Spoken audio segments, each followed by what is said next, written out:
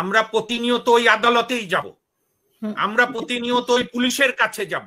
আমরা জানি ন্যায় বিচার থেকে আমরা অনেক দূরে, ওরা এটাই চায় আমরা আদালত ছেড়ে দিই, আমরা পুলিশের কাছে যাওয়া বন্ধ করি, আমরা অন্যান্য কিছু ছেড়ে দেই। না, এই রাষ্ট্র সবার, এই রাষ্ট্রের নাগরিক আমরা। স্বাধীন ভারতে দুইটা শত্রু, একটা মুসলমান আর একটা খ্রিস্টান এবং নমশূদ্ররা। তারা যে রাজনীতি করেছিল যে হিন্দুদের একটা দেশ, মুসলমানদের একটা দেশ, আনফরচুনেটলি আজকে সেই রাজনীতি ভারত আবার ওই যে শক্তিশালী হয়েছে।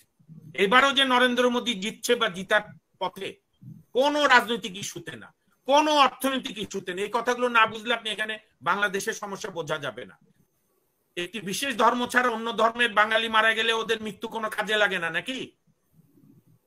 এটাই হচ্ছে ভণ্ডামি।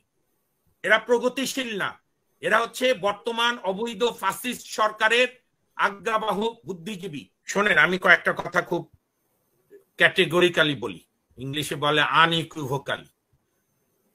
সেটা হচ্ছে আমাদের দর্শকদের প্রশ্নের দেওয়ার আগে, আওয়ামী লীগ চাইবে বা আরো খোলাসা করে বললে এই সরকার প্রধান সহ তার সরকার চাইবে এই ঘটনাটায় সাধারণ মানুষ এবং জনগণ, সরকার বিরোধী আন্দোলনের নেতাকর্মীরা হিন্দু মুসলমান বিতর্কের মধ্যে জড়াক। আওয়ামী লীগের এজেন্ডা হচ্ছে এটিকে হিন্দু মুসলমান করা, যেটা আমার পূর্বদিবক্তা জিলুর ভাই বলেছেন, যেটি কখনোই এই চক্রান্তে পা দেওয়া যাবে না। এটি হিন্দু মুসলমান আসলে মানুষ হিসেবে বিবেচনা করতে পারি, মানুষ হিসেবে সবসময় আমি ব্যক্তিগতভাবে। আর এই ঘটনার আপনি যে চিত্রগুলো দেখালেন, আমি কৃতজ্ঞ আপনার কাছে, আপনার চ্যানেলে, এবং আমাদের মালয়েশিয়া প্রবাসী ফরিদপুরের যে আমার ভাই, বোধহয় শামীম ভাই বোধহয় নাম হবে, ভুল নাম হলে আমাকে মার্জনা করবেন, শহীদ ভাই, উনি যেভাবে বলেছেন, অন্যান্যরা বলেছেন, এটি বাংলাদেশের মানুষের প্রতিক্রিয়া। ইভেন এটা যারা আওয়ামী লীগের মাঠ পর্যায়ের কোন সুযোগ সুবিধা বঞ্চিত নেতা কর্মী সমর্থক, তাদেরও এটা হৃদয়ের কথা। এটাই বাংলাদেশ। এক অদ্ভুত জগতে যে 5% লোক ভোট দেয় গায়ের জোরে, ভারতের হিন্দুত্ববাদীদের সাহায্য নিয়ে এই সরকার জবরদখল করে ক্ষমতায় বসে আছে। আপনাকে আমি কয়েকটা কথা বলি।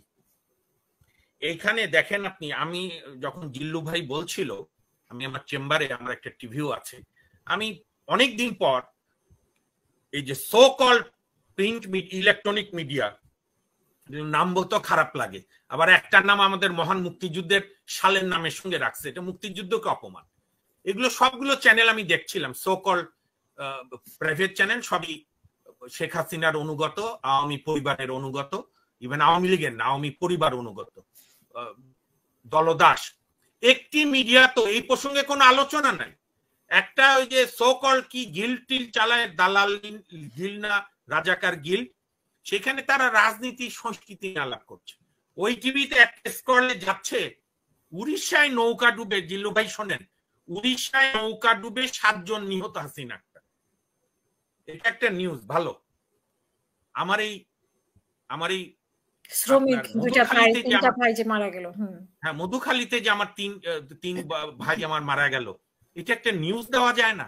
এটার কোনো, আমি অবাক হলাম। আমি আপনার এই টকশো চলা গেলে আমি বাংলাদেশে প্রায় 34-35টা, এবং আমার আনন্দ যে আমি যে টার্মটা প্রথম ইউজ করেছিলাম, অনেক দর্শকরা সেটা গ্রহণ করেছে, আমি বিশ্বাস করি অন্যরাও গ্রহণ করবে, যে অ্যাকচুয়ালি 39-40টা বিটিভি বাংলাদেশে সরকার নিয়ন্ত্রিত, সরকারের পদলেহনকারী। একটি তো কোনো নিউজ নাই। 71 টিভি, আমি নামই বলছি, তাদের এখন লাইভ টকশোতে আলোচনা করছে কোন আগুনের তদন্তের কি ঘটনা। কাজেই আপনারা কেন জনপ্রিয় এখন বুঝতে পেরেছেন তো হাসিনা আক্তার? কেন আপনাদের মিডিয়ায় এত দর্শকরা দেখে? কারণ আপনারাই জনগণের কণ্ঠে পরিণত হয়েছেন, আপনাদের মাধ্যমেই মানুষ খোঁজ খবর পাচ্ছে। আপনি দয়া করে ভিডিওগুলো আরো অর্গানাইজ করে দেখান, কারণ মানুষের জানার দরকার তার নাগরিকরা কিরকম হত্যাকাণ্ডের শিকার হচ্ছে। এবং এর মধ্য দিয়ে হিন্দু জনগোষ্ঠীকেও খাটো করার চেষ্টা করছে এই সরকার, মুসলমান জনগোষ্ঠী তো বডি। আমি সবটিকে মনে করি বাংলাদেশে দুইটি পক্ষ, একটি আওয়ামী লীগ, আরো সহজ করে বললে একটি বিশেষ পরিবার, আর একটি বাংলাদেশ, কোন মুসলমান হিন্দু খ্রিস্টান না। একদিকে শোষক, চূড়ান্ত নিপীড়ক এবং জিল্লু ভাই যেটা বলেছে, কুশীলব সহ তাদের দলদাস একটা শ্রেণী গড়ে উঠেছে গত 15 বছরে সব প্রতিষ্ঠানে। আমি অলরেডি একবার কন্টেম্পটের মুখোমুখি হয়েছি সত্যি কথা বলার জন্য আদালতে। আমার যে বন্ধু জার্মানি থেকে দাউদ ভাই যে প্রশ্নগুলো করেছেন, এটি মাঝে মাঝে আমারও অবচেতন মনে প্রশ্ন জাগে যে এই প্রতিষ্ঠানগুলোর দরকার কি। কিন্তু আবার মনে করি এত কিছুর পরও অন্ধকারে যেটুকু আলো আমরা জ্বালানোর চেষ্টা করছি সেগুলো এই প্রতিষ্ঠান দিয়েও, ওই প্রতিষ্ঠানে এখনো কিছু কিছু লোক আছে যাদের বিবেকের দরজা জানালা খোলা, যারা বিবেক দিয়ে এখনো কিছু কথা বলার চেষ্টা করছে। কাজেই আমাদের উচিত হবে এই প্রতিষ্ঠানগুলো যতটা সম্ভব মানুষের কাছে গ্রহণযোগ্য করার, যদিও খুবই সমস্যা। ওই যে প্রধান বিচারপতিকে সরিয়ে দিয়ে ঢাকা দক্ষিণের মেয়র গর্ব করে বলেছিল, এবং 23 সালের 25-এর জন্য যিনি বলেছিল কোথায় মুগুর মারতে হয় আমি জানি, একজন প্রধান বিচারপতিকে নামিয়ে দিয়েছিলাম। আপনি জানেন আজ জুন মাস এসে যাচ্ছে, এখন এপ্রিল, আজকে 20 এপ্রিল। তার বিরুদ্ধে একটি কন্টেম্প মামলা আমাদের আইনজীবী বন্ধু, আমি যে এসটিবিএ সংবিধান সংগ্রাম কমিটির সাধারণ সম্পাদক, তার সভাপতি শাহ আহমেদ বাদল দাখিল করেছিল। আমাদের অনেক বিরোধী আইনজীবী বন্ধুরা সাহস পাননি, আমরা সাহস করে ফাইল করেছি, এখনো হিয়ারিং এর অপেক্ষায়। যদিও একই কথা ব্যারিস্টার আশরাফ মানবিকভাবে বলেছিল যখন কোর্ট বন্ধ হয়েছিল করোনার সময়, অহেতুক বলেছিল আপনি তাহলে পদত্যাগ করেন, আমাদের জনগণের আইনি অধিকার বন্ধ করলেন কেন। আপনারা জানেন অ্যাটর্নি জেনারেল অফিস থেকে প্রধান বিচারপতি সৈয়দ মাহমুদের নজরে আশরাফ সাহেবের 2.5 মাস প্র্যাকটিস বন্ধ ছিল, এবং কি আমি তার আইনজীবী হয়েছিলাম, কিরকম নির্যাতন মানসিকভাবে হয়েছিলাম, এগুলো মানসিক নিজের ব্যক্তিগত কথাগুলো বলার রুচি আমার বাধে, এর চেয়ে অনেক কষ্ট মানুষ করছে। তা এখন তাই বলে কি আমরা আদালতকে বন্ধ করে দেব বা বন্ধ করার দাবি জানাবো? না, আমরা প্রতিনিয়ত ওই আদালতেই যাব, আমরা প্রতিনিয়ত ওই পুলিশের কাছে যাব। আমরা জানি ন্যায় বিচার থেকে আমরা অনেক দূরে, ওরা এটাই চায় আমরা আদালত ছেড়ে দিই, আমরা পুলিশের কাছে যাওয়া বন্ধ করি, আমরা অন্যান্য কিছু ছেড়ে দেই। না, এই রাষ্ট্র সবার, এই রাষ্ট্রের নাগরিক আমরা, এই রাষ্ট্র গঠনে আমাদের পূর্বসূরীদের রক্ত আছে, এই রাষ্ট্রের গণতান্ত্রিক চেহারা আনার জন্য আমাদের প্রত্যেকেরই নানা অবদান আছে, এই কাঁধে অনেক বন্ধুর লাশ নিয়েছি আমরা। আমরা একটি বিশেষ পরিবার এবং একটি বিশেষ দানবীয় গোষ্ঠীর কাছে বাংলাদেশকে আত্মসমর্পণ করতে দেব না। এবং লড়াইয়ের নানা মাত্রা আছে। জিল্লু ভাইরা যে লড়াই বাইরে থেকে চালাচ্ছেন, আপনারা এটা আরো মজবুত করছেন। আমরা দেশে থেকেও যতটা সম্ভব আমরা করছি, হতাশ হওয়া যাবে না। আর আরেকটা বিষয় আমি বলি, এই যে সেদিন আমি ইউটিউব গুলোতে দেখছিলাম, আপনি বলেন যখন এই লিবিয়াতে মুয়াম্মার গাদ্দাফিরা ছিল, কেউ কোনদিন ভেবেছিল যে এখানে গাদ্দাফির পতন হবে? ইরাকের সাদ্দাম সম্পর্কে কেউ ভেবেছিল প্রতিবার নির্বাচনে 98% ভোট পেত? কিংবা আপনার ওই যে ইয়েমেনের বেন আলী, মিশরের হোসনি মোবারক, সেই হিসাবে তো আমি রাজনৈতিক তর্ক করতে পারি, কিন্তু আমি আমার রাজনৈতিক বুঝ থেকে সেই হিসাবে আপনি জবরদখল করে শেখ হাসিনা সরকার আছে মাত্র 2014 থেকে, 8-এ মানেন আর না মানেন সেই নির্বাচন তো হয়েছে। তাহলে এত হতাশার বিষয় না। আমাদের দর্শকরা যে ক্ষুদ্র প্রতিক্রিয়া ব্যক্ত করেছেন, প্রত্যেকে, আমি প্রত্যেকের আবেগকে শ্রদ্ধা জানাই, প্রত্যেকের রাগকে আমি শ্রদ্ধা জানাই, কিন্তু আমি জানি দেশের প্রয়োজনে ওনারা সবার আগে ছুটে আসবে। এই জন্যই বাংলাদেশ এত কিছুর পরও টিকে আছে। এখন আপনি বলেন, আমার পূর্ববর্তী বক্তা জিলুর ভাই পুলিশকে অনুরোধ জানিয়েছে, অন্যদের অনুরোধ জানিয়েছে, এটা শুভ উদ্যোগ, কিন্তু আমি একটা কথা পরিষ্কার বলি, গণভবন যদি না চায় যে এই ঘটনার সুষ্ঠু তদন্ত হোক, কিংবা গণভবন যদি মনে করে এই ঘটনার তদন্তে লোকাল আওয়ামী লীগের নেতা কর্মীরা জড়িত, এটা বেরিয়ে আসবে, তাই এই ঘটনার তদন্ত হবে। কিছু জিনিস মানে এসপেক্ট টু এসপেক্ট কথা বলতে হয়, আপনাকে ডাইরেক্ট কথা বলতে হয়। এই বিষয়টি সব ক্ষেত্রেই ঘটেছে, এবং আমি আমার পুরো বক্তব্য বলেছি। তবে আমাদের আরেকজন দর্শক, সম্ভবত হাসিনা পমি বোধহয় কুড়িগ্রাম থেকে বলেছিলেন যে দর্শক তার চেহারা আনেননি, যে ভারতে হিন্দুদের সরি ভারতে নরেন্দ্র মোদী আসার পর বলেছিলেন উগ্রবাদের কথা কুড়িগ্রামের না কুড়িগ্রামের উনি একদম সীমান্তের বলল। বাট জিল্লু ভাই এটা কি আপনি মানেন? এটা আপনি জানেন? আমি যেহেতু খবর রাখি যাই, আপনিও জানেন, সবাই জানে, আমাদের এখান থেকে যে হিন্দু ভাই বোনেরা যে কোনো কারণে হোক দেশ ছেড়ে চলে যায়, এটা আমাদের সামগ্রিক ব্যর্থতা। সেই ভাই বোনেরা একটাও কিন্তু পশ্চিমবঙ্গে গিয়ে না তৃণমূল কংগ্রেস করে, না ন্যাশনাল কংগ্রেস করে, না আপনার ভারতীয় কমিউনিস্ট পার্টি করে, যেহেতু পশ্চিমবঙ্গে ওরাও একটা বড় রাজনৈতিক দল সিপিএম, তারা প্রত্যেকে বিজেপি করে। এবং এত এন্টি বাংলাদেশ তারা, এত এন্টি মুসলিম তারা, যে বিজেপি যে এতগুলো সিট পায় পশ্চিমবঙ্গে, তার একটা বড় ভোটার কিন্তু বড় অংশ আমাদের এখান থেকে গত 20-25 বছরে যারা গেছে। এটাও একটা রিয়েলিটি। আমি বলবো যে এখানে ব্যর্থতাটা কি জানেন? আমাদের বর্তমান এই উপমহাদেশের টোটাল নেতৃত্বের।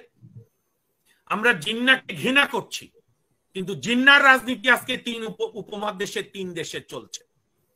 জিন্না যেটা বলেছিল হিন্দুদের আলাদা দেশ, মুসলমানদের আলাদা দেশ, কিংবা আরএসএস যেটা 1925 সালে প্রতিষ্ঠিত হয়েছে নরেন্দ্র মোদী বিজেপিদের ফিলোসফিক্যাল অর্গানাইজেশন, তারা বলেছিল স্বাধীন ভারতে দুইটা শত্রু, একটা মুসলমান আর একটা খ্রিস্টান এবং নমশূদ্ররা।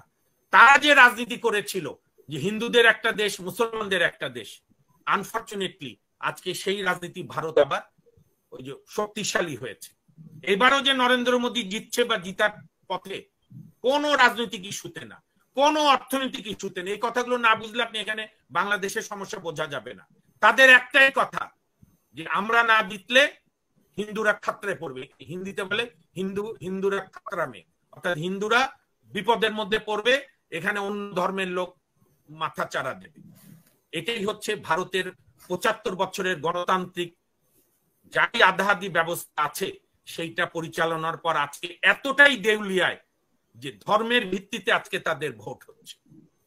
এবং আমাদের এখানেও নদীরা চাচ্ছে এই ইকুয়েশনকে চালু করতে তাদের অনুগত সরকার দিয়ে, যে এখানে হিন্দু মুসলমান করাও। আপনি যে ছবি দেখালেন, এইটা এই ছবির পর আমি অবাক। আমি এখনো আমার জুনিয়র কয়েকটা টিভি স্ক্রল দেখছি, একটি টিভি তো কোনো নিউজ নাই কেন? আমি সেই সাংবাদিকদের, পত্রিকার টিভির মালিকদের, টিভির এডিটরদের জিজ্ঞেস করতে চাই, 3টা লোক মারা গেল, আপনি কোনো খবর না দিয়েও তো বলতে পারেন 3 জন মারা গেছে যে কোনো সংঘর্ষে। এটাই প্রমাণ হয় ওই যে প্রযোজক পরিচালক আছে, এগুলো ঘটনার নির্বাহী পরিচালক আছে, আপনার লাইন ডাইরেক্টর আছে, যার শিকার হয়েছে আমার দরিদ্র, আমার ফরিদপুরের ভাই যদি তথ্য যেটা দিয়েছেন ওনার জানা মতে 3 জন মারা গেছেন, 2 জন ছেলে এবং আরেকজনও নিশ্চয়ই আরেক আমাদের দেশের নাগরিক। এবং আপনি দেখেন আজকে কেন ঢাক ঢাক গুড়গুড় আপনি দোষ দেবেন? কেন আজকে নানা মিডিয়ায়, নানা সোশ্যাল মিডিয়া বিভিন্ন নিউজ দেবে না? অবশ্যই দেবে। আপনি যদি আপনার মিডিয়া, বিটিভিতে এখন চলছে আলু পেঁয়াজের খামারের ছবি দেখাচ্ছে, এখন অন্যান্য মিডিয়াতে অন্য আলাপ, বঙ্গবন্ধু কি জাতীয় স্টেডিয়ামে ক্রিকেটারদের ফিটনেস টেস্ট। আহারে, এই হচ্ছে আমাদের মিডিয়া, এই হচ্ছে আমাদের এ কারণেই আমি জিল্লু ভাইকে বলি, জিল্লু ভাই আপনি দেখবেন, যদি না হয় তাহলে আমি সবচেয়ে খুশি হব। আপনি এই ঘটনাকে আরো তারা ধামাচাপা দেবে, দিয়ে এখানে নানা ঘটনা ঘটিয়ে বিএনপি সহ বিরোধী দলের নেতা কর্মীদের গ্রেপ্তারের পায়তারা করবে। মধ্যে থেকে অসহায় 3 জন এখন পর্যন্ত, যা আমার দর্শক বন্ধু বললেন, বাট আপনি বলেছেন, আমিও আমার অনলাইন একটাতে মিডিয়া দেখেছি, 2 জন মৃত্যুবরণ করছে। আমি শহীদই বলবো, যে কায়েমি স্বার্থবাদী গোষ্ঠীর অন্তর্ঘাতে এবং তাদের রাজনৈতিক স্বার্থে 2 জন নিরপরাধ শ্রমিক শ্রেণী, 2 জন শ্রমিককে, এবং তার মায়ের যে কান্না, এই কান্না এখন কোথায়? আমাদের মন্ত্রীরা এখন যায় না কেন? আমাদের এমপি সাহেবরা যায় না কেন? আমাদের বাংলাদেশের বুদ্ধিজীবীরা, ওই যে বিভিন্ন অধ্যাপকরা আছে, এখন তাদের বিবেক, ওই যে দর্শক বলেছে খারায় না, আমি ওই ল্যাঙ্গুয়েজে না বলি, তাদের বিবেক কোথায়? নাকি মুসলমান বলতে চাই না, মানে একটি বিশেষ ধর্ম ছাড়া অন্য ধর্মের বাঙালি মারা গেলে ওদের মৃত্যু কোনো কাজে লাগে না নাকি? এটাই হচ্ছে ভণ্ডামি। এরা প্রগতিশীল না, এরা হচ্ছে বর্তমান অবৈধ ফ্যাসিস্ট সরকারের আজ্ঞাবাহক বুদ্ধিজীবী। ওই নির্মলেন্দু গুণের কবিতা বলতেই হবে, যে বেশ্যাকে তবু বিশ্বাস করা যায়, বুদ্ধিজীবীতে বিশ্বাস নেই আমার। বেশ্যার শরীর থেকে ভেসে আসি